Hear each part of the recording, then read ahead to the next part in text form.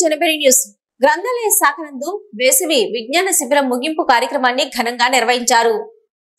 బాపట్ల జిల్లా అద్దంకి మండలం అద్దంకి పట్టణంలో గ్రంథాలయ శాఖ నందు గురువారం వేసవి విజ్ఞాన శిబిరం ముగింపు కార్యక్రమం నిర్వహించారు. ఈ కార్యక్రమంలో అద్దంకి పట్టణ అభివృద్ధి కమిటీ అధ్యక్షులు మున్నె త్రిమూర్తులు పాల్గొని శిక్షణ శిబిరంలో ప్రతిభ కనబరిచిన విద్యార్థులకు బహుమతులతో పాటు ప్రశంసా పత్రాలను అందజేశారు.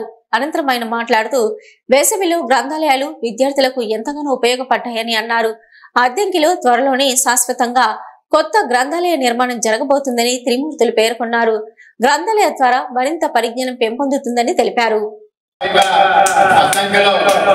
చిన్న భవనంలో కరెంటు ఉండి లేక ఇరుకు గదిలో పునారుతున్న మన గ్రంథాలయానికి మంచి రోజులు వచ్చాయి.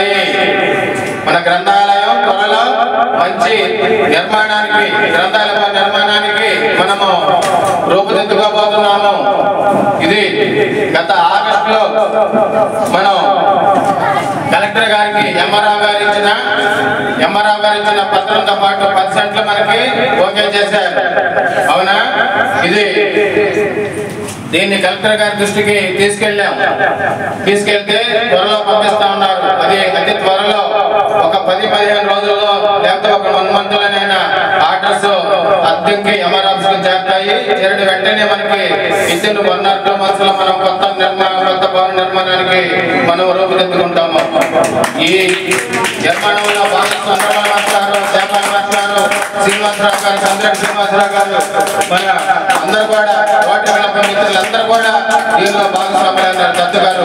ఎందుకంటే పోయిన వెంకటేశ్వర రెడ్డి గారి గ్రంథాలయ ఉద్యమంలో అద్దెకి పట్టణ ప్రజా సంఘాలు అందరూ కూడా పాల్గొని దాని భాగస్వామ్యాన్ని తెలియజేశారు. గత 20 సంవత్సరాల నుంచి 10 సంవత్సరాల దీని మీద పోరాటం తుదికి చేరుకుంది. కాబట్టి అందరూ కూడా ఇది దాదాపుగా 10 సెంట్లు కూడా మనకి కేటాయించిన ఇది ఎంఆర్ఓ గారి పత్రం. ఇది కలెక్టర్ గారి దృష్టికి తీసుకెళ్ళాము. ఇక్కడ 2 రోజులు బాపట్ల కలెక్టర్ గారి దగ్గర ఉండి సుగర్నగర్ మేము వెళ్ళి అక్కడ వారి దృష్టికి తీసుకెళ్తే త్వరలో పంపిస్తా ఉన్నారు. ఈ ఎలక్షన్ హడావుడిలో అది కొంచెం ఆగింది.